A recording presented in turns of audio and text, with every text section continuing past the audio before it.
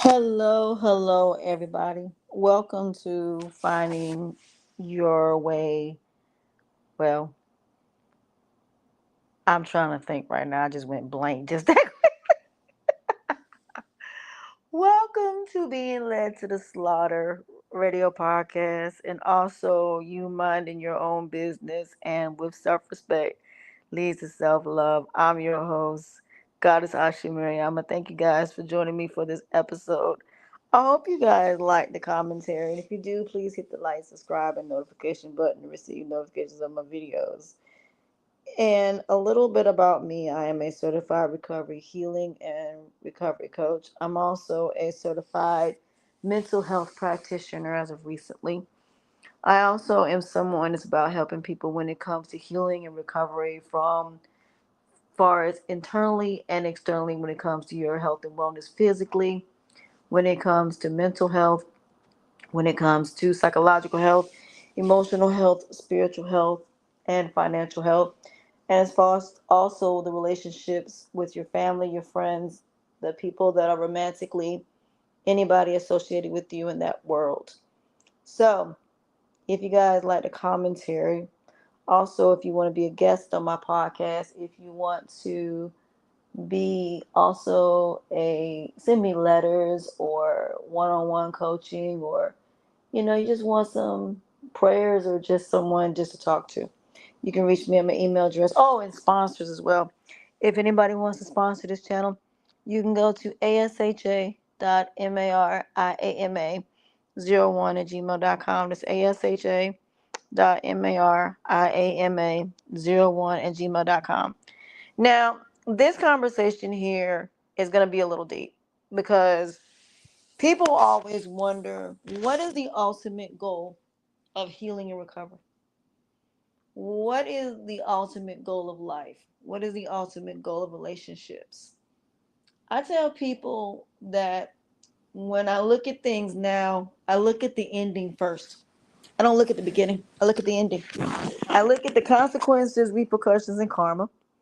I look at the morals, values, principles, and ethics of it.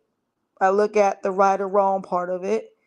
I weigh the pros and cons. I look at the critical thinking, common sense, and common judgment. And that's just what I look at.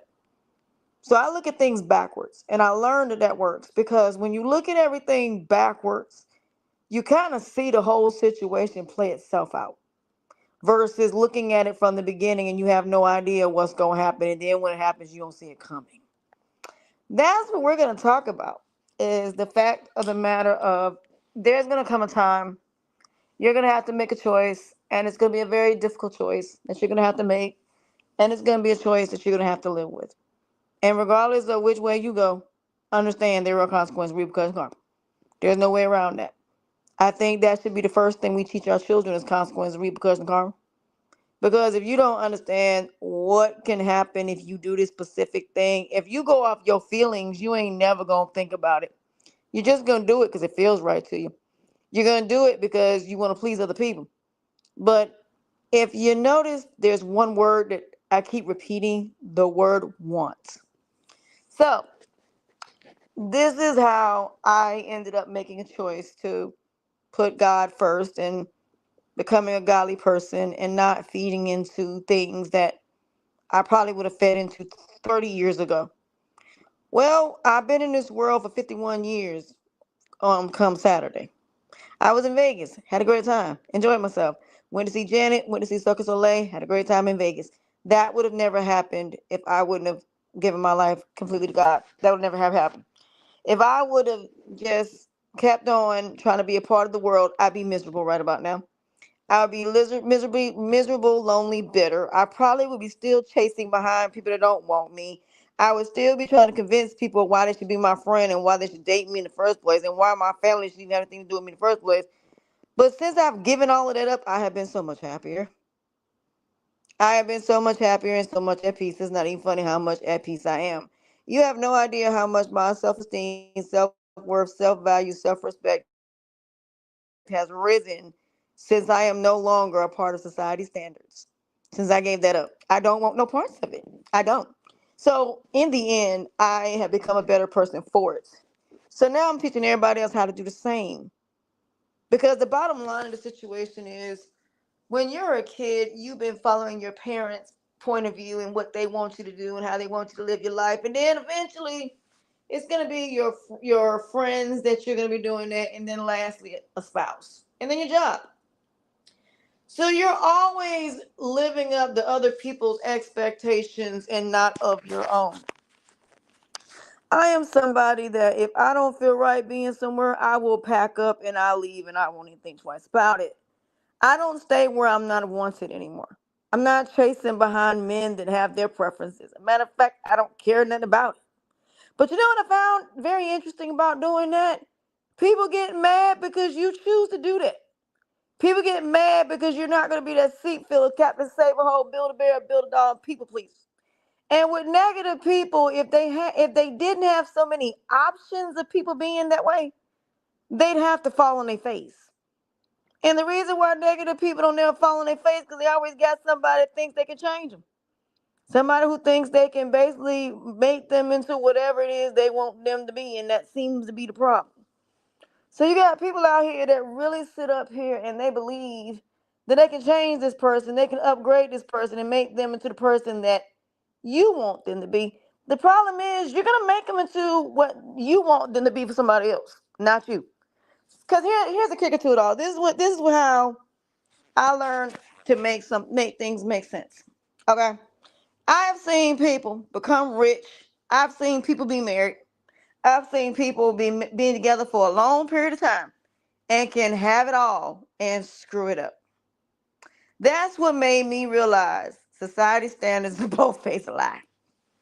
Because I've seen people have it all and I mean, literally, I'm saying it again, screw up. They will jeopardize it all just for a thrill. They'll jeopardize it all just so they can be loved, liked, appreciated, valued, wanted, needed to be a part of something, validated, approved of, to be accepted, for somebody to know your worth and prove it's gonna be. Being captain, save a hoe, build a bears, build a dog, seat fillers, and people pleasers.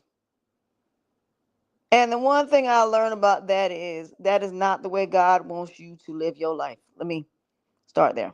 Okay. God does not want you to be a fool. Okay. God does not want you to go against him to help somebody else. God never said that. God never said that you had to feed into negativity in order to be a godly person. That is not what God told you to do. That is what man has told you to do. It's just like when they tell you you have to work. Somebody made a valid point today when they said all they're trying to do is make modern day slavery. I agree. I agree wholeheartedly about that. They need a lower class. And they're going to continue to create one. So that's the reason why people can't make it because they need a lower class. And without a lower class, then they have to actually do the work. So what I had to learn was when I started taking a seat back and I got sick, now I'm feeling better. I'm getting better. Luckily today, seeing my doctor, they said what I'm going through is minor. So I am getting a little bit better and I've been taking my antibiotics, but I've been taking one a day. Even though I'm supposed to take four, I take one a day because I'm not going to overdo it. So I take one a day. So I'm slow healing myself. But what I have learned is that when you get away from society standards, you just feel so free. There's this freeness that you feel that's just this relief off your shoulders. But also, you become much healthier. Why? Because you're not trying to please nobody but yourself. And when you help people, it's based upon them. So there are other ways to help people, and you don't have to be destroyed. The best way to help people is when you basically give back to people that actually are in need. So, for example, if I built a school for autistic kids, that would be me giving back. Me giving back would be me helping other people get into coaching as a healing and recovery coach. It's what I'm doing right now. That's how you help people, by giving them advice. Not one dime of my money has to be given to somebody asking me to pay their bills or asking me to put something in my name. I don't have to do that. Why? because that ain't what I'm supposed to do. That's your mama's job, not mine. So I learned that it's too many of y'all that want to be children. And it's too many of y'all that want somebody to basically do all the work and you just reap all the benefits. There are people out here that do not care about what you want or what you need. They expect you to bow down to them. But what I learned is those are actually negative people. Because a godly person would never ask you to bow down. A negative, godly person would never ask you to give up your career. A godly person would never ask you to give up nothing. They would never ask you to do that. So when I started figuring out what a godly person actually is, not religious, I said godly. I didn't say anything about a person as far as religion. I said godly. That is the word I said, and I stand on that. Being a godly person does not mean that I have to do things that go against God. If I choose not to have sex, that is my prerogative, that is my choice. I don't have to do it. If I say that I'm not giving my money to anybody, I don't have to. My blessings belong to me. My blessings are mine that came from God. So when you don't have nobody to influence you, then guess what? Everything falls on you. So let me break down the reason why society tells you that if you are alone, that means something wrong with you. If you're alone, that means nobody wants you. No, that's not necessarily true. Because it ain't. Being alone means you can stand alone and you ain't got to worry and you not worrying about nobody else.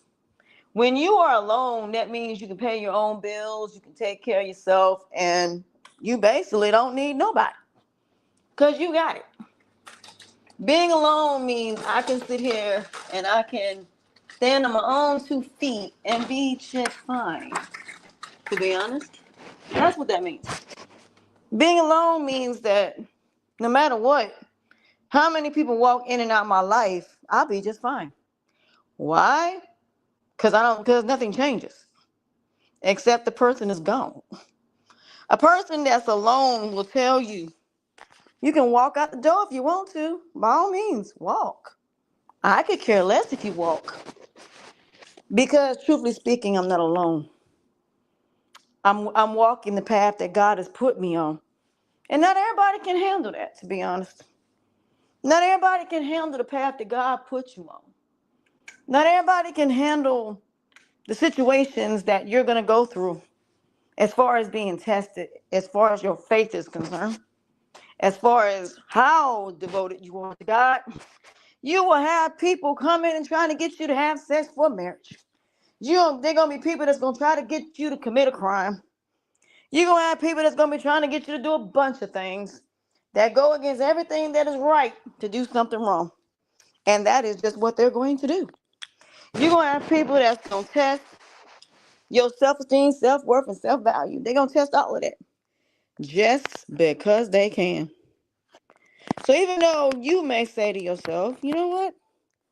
I'm not going to go that route. I'm going to do what is right. But you are going to be tested. Do not think for a moment that you are not going to be.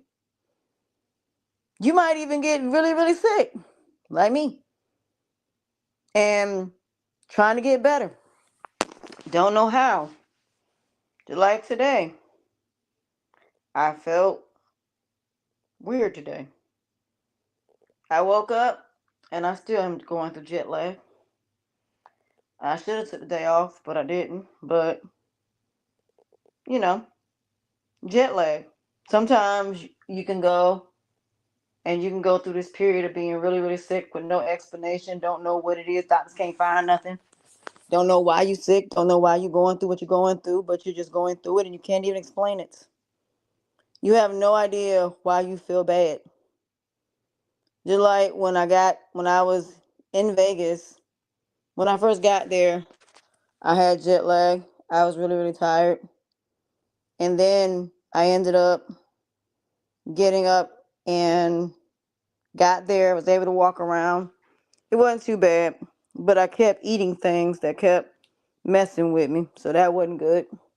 Now I have a lizard running around here somewhere that I cannot find and trying to get it out my house, and the people ain't coming in time to find it.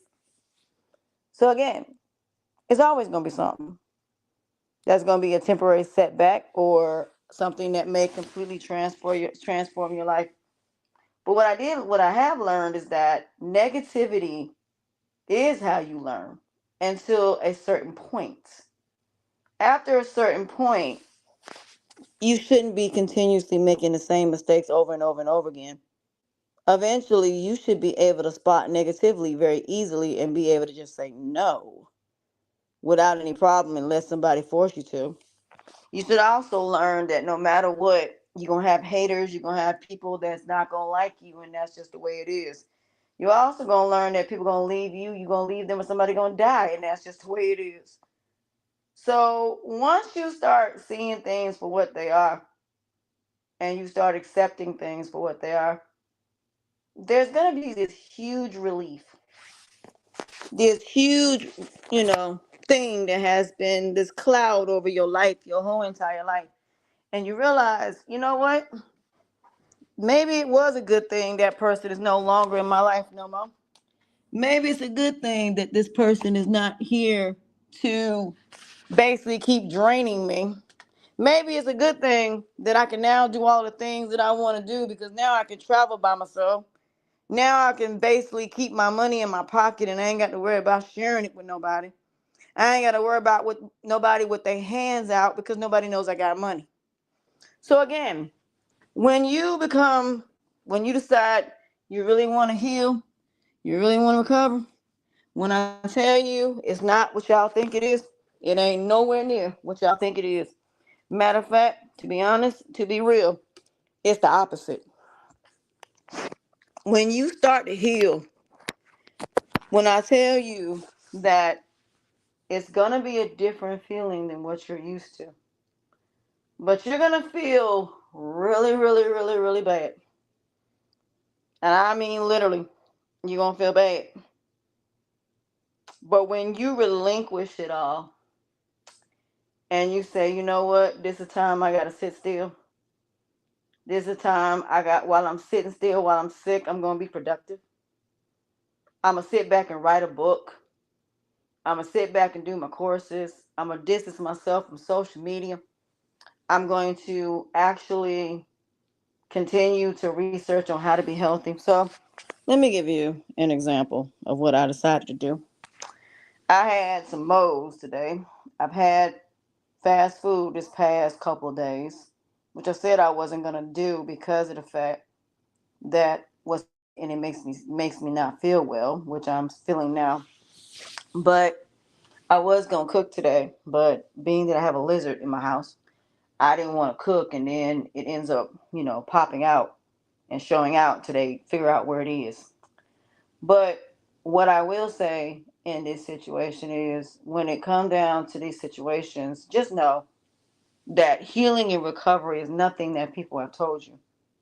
Healing and recovery is the whole point is to heal and not continue going through the same thing over and over again like a revolving door. I learned it's not about everybody else changing, it's about me changing. It's not about everybody else. It's about me being a different person. Because once I'm a different person, then everybody else around me will be different. So if you start to hear things that sound regurgitated, then you already know how you need to handle it. So, for example, if you're a female that has been used to being friends with benefits, the S word, the F word, or whatever you want to call it, and you have learned from your mistakes and you have no intentions of repeating it, guess what you're going to do? You're going to become celibate. You're not having sex at all. You're just going to chill. You're just going to be. You're just going to become. You're just not going to worry about none of that. So now, when you come to the realization and see things for what they are, you're going to learn that you're no longer going to be an option for a lot of things. It's going to be a lot of things you're just not going to participate in. Why? Because you don't see the point in it. So, for example, what I've learned through this journey that I'm in now is I still have habits that I got to break. Number one, social media and not strolling. That's one thing I have to break, which is one thing I'm getting ready to do. And number two, I gotta do find some exercises for my hip exercise that's gonna help to make it better, so I won't be having problems in the side of my leg. But I'm also going to get a second opinion. So I'm definitely gonna get a second opinion. I think about calling my doctor that I had in Tampa and scheduling an appointment with her so we can talk about all of this and she can tell me what needs to be done.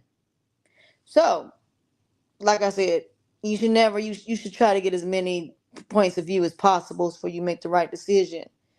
But what I will say is I'm excited about this new thing that I'm getting ready to start doing. And hopefully I can do it tomorrow. But I had went and got Moe's, and I ate it, but it was spicy and now it's messing up my stomach. So maybe that wasn't a good idea. But that's okay though, because it did help my throat though. So there was a benefit of that. It did help my throat because the fact that the spices, it did help my throat, which helped a whole lot, and I appreciate. But like I said, it should be where if you go through something, you should be able to not continue to make the same mistake over and over and over again. So it come a time where you come to the realization you're tired of being sick.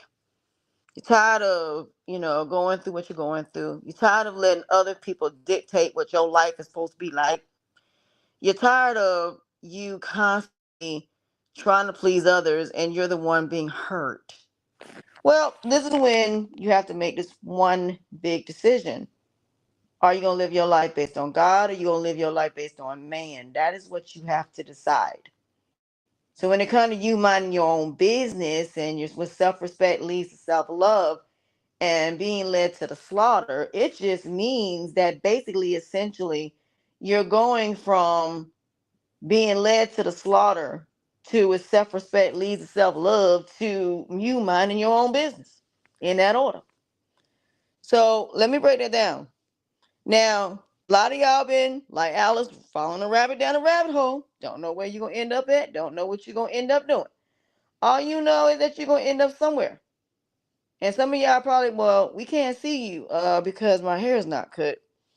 And I'm not 100%, to be honest. I was in the hospital Monday, so I am not 100%.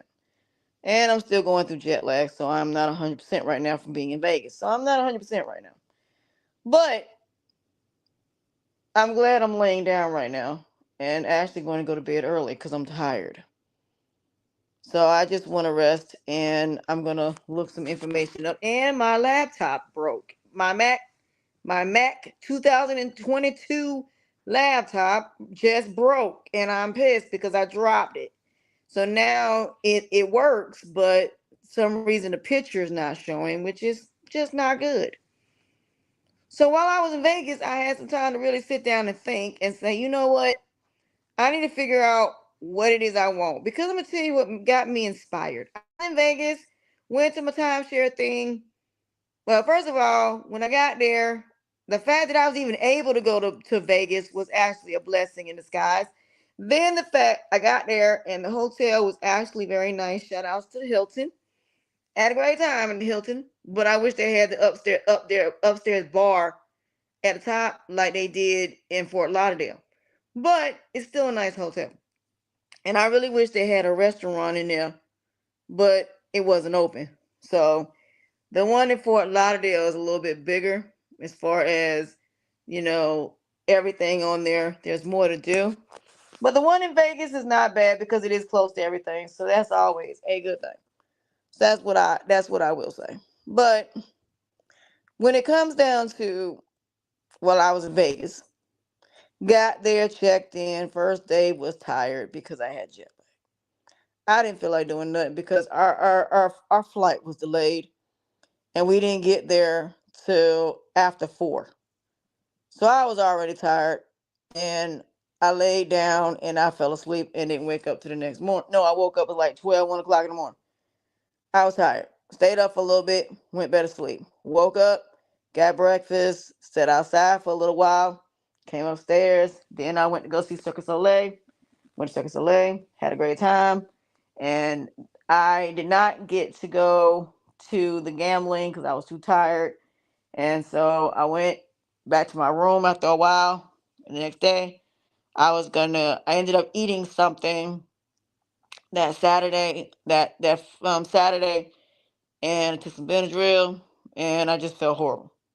Because I was going to go get some souvenirs, but I ended up finding some anyway because at the airport, I ended up finding some souvenirs, so I ended up working out anyway. But I was like pure tea and completely and totally exhausted. But it was cool. Went to see Janet, had a great time. And that didn't end till almost about 11 o'clock. Came back, packed, and went to bed about 12 and woke up at 5. My plane they ended up pushing my flight to 10:15, which was delayed. Got to Texas, Houston, Texas. Ended up, I mean, my flight I already took off because we got there late. So my flight ended up taking off late, and then we had to end up finding another flight. Found another flight, and I ended up spilling stuff all over my clothes, spilling stuff on the floor. I was miserable, and now my laptop is broken, and this is crazy. Other than that, I had a great time despite those setbacks, but had a great time overall. But I met this lady while I was there, and she was telling me about her story about her man and how she's with him for 10 years, and they ended up breaking up. And she said she was gonna go back to where I'm at now in Florida. She told me she was gonna go back to Florida, and she was gonna come back, and then she decided to stay, and now she's doing really well. I told her, even though that man may have been the primary reason why you went, God is the reason that you stayed. So now she's doing really well. So hopefully next year I get her again. So the guy was able to get me with her again. So when we were talking about the timeshare, it's not a regular timeshare. Let me explain this before y'all think it's just like the regular timeshare. No, you get points. How it works is you get points. And when you get points, those points you use every year. So you get a certain amount of points. And so if you get 22,000 points, for example, it's like you get they reoccur every year. So it's on a point system, which is a lot cheaper than you actually going and staying and paying money. So if you want to use it to go out of the country for 7 days, and then you might want to take 2 or 3 trips local for like 3 days, but you decide you want to take 3 7-day trips and maybe you know, 3 day, 4 day trips, you can do that. And it works out. You can also use them for flights, cruises, just about anything. And that you can use them for that, which is cool. Because I got points, as a matter of fact, now. So that's always a good thing. And I might use my points for, like I said, I haven't decided what I'm going to use it for. But I'll figure it out. But what I will say is that it wasn't a bad idea, especially me getting into life coaching. It wasn't necessarily really a bad thing. But I will say it inspired me to start my business. It inspired me to write this book until I got home and my laptop broke. But Saturday I'm supposed to go and see about them checking it to see whether or not it can be fixed. Problem is, I thought I had insurance on it, but I guess I don't. Which I thought I was supposed to have insurance on it, but I didn't. But at least I've had it for about 3 years, which is good. So, yeah. It works. It's just the screen is not showing anything. So I got to get a new computer. And I have 2 interviews I got to do with Ms. Janae Deacesos and Mr. Carl Roxchild.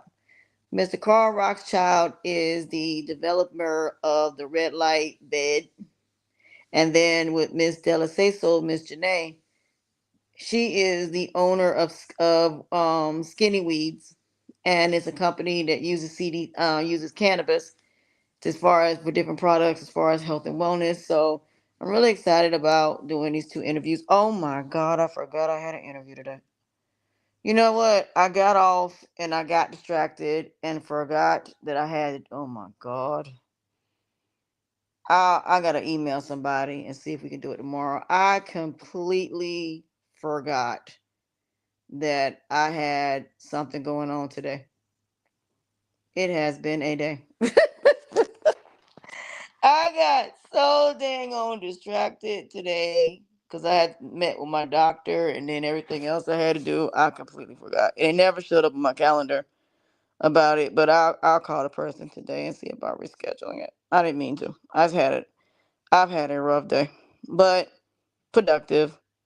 But while I was there, it also made me realize that I'm doing my podcast full time. So, because I was gone last week, I'm making up for this week. So, this podcast will be posted on two different podcasts.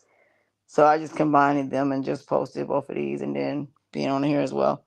But like I said, we all have our battles to fight. We all have things that we have to deal with. We all have distractions that take us off our path from every once in a while. But now it's about how to get back on the path and this time stay on it and don't get off on it at all. And that's where I come in at. My goal is to help people not only to heal and recover, but to maintain that healing and recovery for the rest of your life. Now, is it going to be easy? No, because I'm a living testament of it. But there are habits that I'm still breaking, trust me. There are habits that are hard to break, but I am breaking them because now it's about being productive. Now it's about making my own money and not working for nobody. There's nothing wrong with working for somebody for a certain period of time, but eventually you're gonna want some of your own. And don't get me wrong, there are some people that are meant to be workers and there are some people that are meant to be owners. So again, you just gotta figure out which one is you. But there come a time where it shouldn't be about everybody else, about you being you and having your own originality. That's what it should be about. So with that being said, I didn't want to take up too much of y'all time, but I just wanted to come on here and just say these journeys are not easy, but a lot of people can lose weight. A lot of people can start businesses. A lot of people can be in marriages and have it all. And we'll screw it up and we'll pretty much destroy everything. But when you are a godly person, then if you can maintain that, then you'll be amazed the blessings you receive. Now, is it easy? No. Are you going to go through a bunch of temptations? Seven deadly sins, going against 10 commandments? Absolutely. Temptations, influences, yeah, all of that. But if you're determined to not go down that rabbit hole, then you won't go down it. But it really falls on you, on what you choose to do. But is it going to be easy? No, it ain't. It's hard. It's a lot of work that goes into it. But it's worth it when you see the blessings, when you're healed and you are maintaining being healed and you retain and maintaining that recovery. Because that's what it's about. And it's about being able to maintain. Don't get me wrong. You're gonna go through something else. But guess what? It's gonna be easier for you to handle. Why? Because you ain't gonna panic. Because you know your faith in God does not waver. And as long as your faith in God does not waver, then that's all that matters. So if you're serious about being a godly person, then you will see how different your healing process is going to be. But no matter what, the higher power is the one that's going to help you heal. Other people are just people that's there for that moment to help you through it. But in the end, you got to be able to stand alone. If you can't stand alone, then that's a very serious problem. So, with that being said, I didn't want to take up too much of your time. So, I love y'all. I appreciate y'all. I got to email this lady back because I forgot that I was supposed to be doing a meeting at 4:30. With that being said, y'all, I love y'all and I appreciate y'all. And without y'all, there is no me. I'd be nothing without y'all. So don't forget to hit the like, subscribe, and notification button to receive notification of my videos. Until next time, I'll talk to y'all later. Bye.